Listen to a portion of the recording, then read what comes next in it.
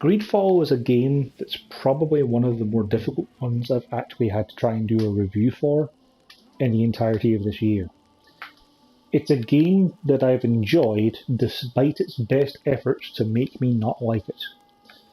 It's best described as a much lower budget attempt at Dragon Age.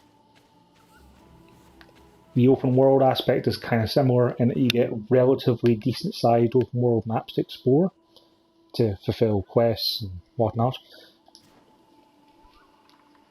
But there's no real reason to explore them until you're actually given a mission to go there.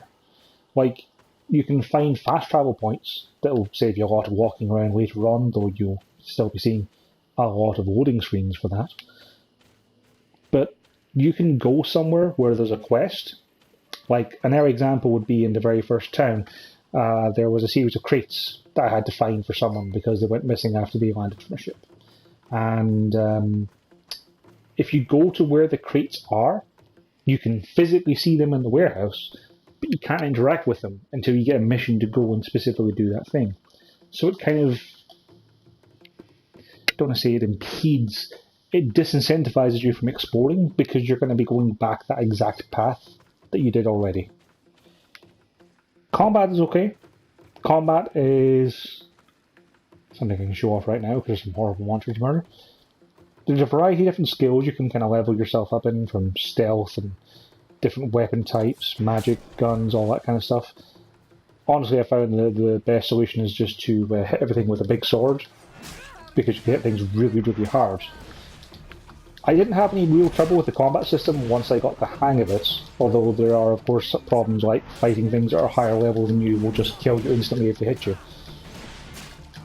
And it makes the game a lot more challenging later on, because there's not really any good ways to improve the damage that your weapons really deal.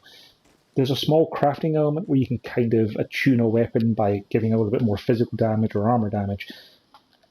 Like, when you level your character up, you only get stat points every now and again for the things that they call attributes, which actually affect stuff. Oh, my app's after disconnecting itself and taking up a huge chunk of the screen. Thanks for that, app. You can just stay closed. So yeah, stuff like your physical damage dealt with swords is boosted by your agility. So you get plus 50% more damage by leveling it up 5 times. Now I'm near the end of the game here and I've gotten about enough stats to fill 2 of those trees. But once I got agility to level 5 and had that plus 50% physical damage, that's it. Like, I can raise my magic abilities, or I can raise gunpowder, or I can raise my stun and armor damage. But otherwise, the weapons I have equipped that are dealing 400 physical damage, that's as much damage as that sword is going to deal for the rest of the game. I can hit for about 600 because of the 50% boost. You can do stuff like apply buffs or put debuffs on enemies, but they're very limited use potions. Like if I put a potion of, say, poison on just now, that lets me poison things for the next 6 hits. That's it. 6 hits. Each of which does like 3 or 4 points of damage. So, woo for that. There's a lot of systems and mechanics in here that feel like they're due to be fleshed out a bit more with a bit more money, but they didn't have it, so they just kind of left it be. Like with your equipment, you can disguise yourself in some areas for some missions. Like if I put on the second in command sailor coat, because it belongs to the knots, which is the little badge you can see next to the monetary value in the middle of the screen there, then I can walk around areas the knots control and they don't care. And that's really useful for like the first 4 hours of the game where you have a bunch of quests where you can sneak around in areas you're not supposed to be. And then it's just never used again. Like there's stealth and subterfuge missions later on, but you can't use disguises for them. So it doesn't make any sense as to why it was in there in the first place. Anyway, going back to the combat stuff with equipment. So like these 2 swords I've been using these swords pretty much since about 10 hours into a 30-hour game, and I have never found anything better than them. Because there's nothing to find. Like the loot system just gives you a bunch of random stuff. The vendor that you get when you fast travel between areas has much better stuff than any of the actual vendors in the game. Money is really weird because it's really hard to come by unless you sell all the stuff you get by going around the world murdering every animal in the entire world. And then if you do, you end up with more money than you're ever going to need. Like quest rewards will give you 50 gold coins, or just selling the leather from 2 bears will give you that.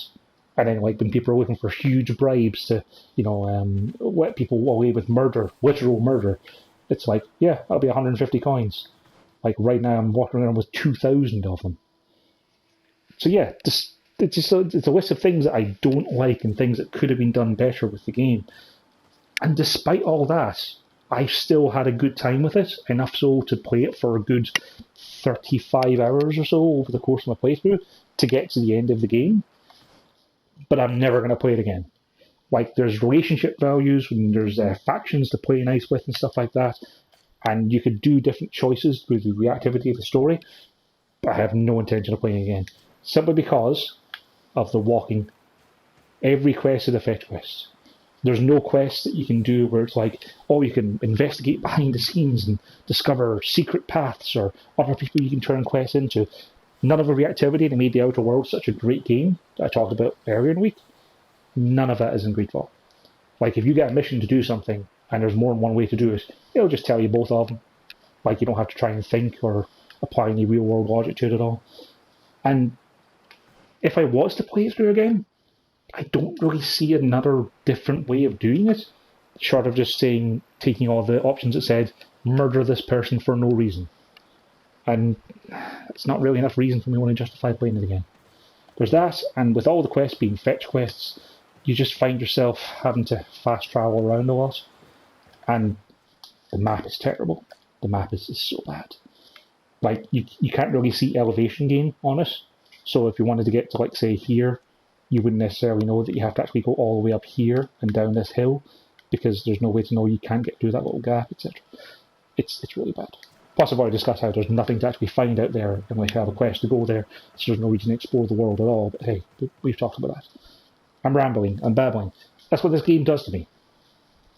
I've listed nothing but negative things about it, yet I'm still going to tell you to buy it on sale, because it's the best game that Spiders have done.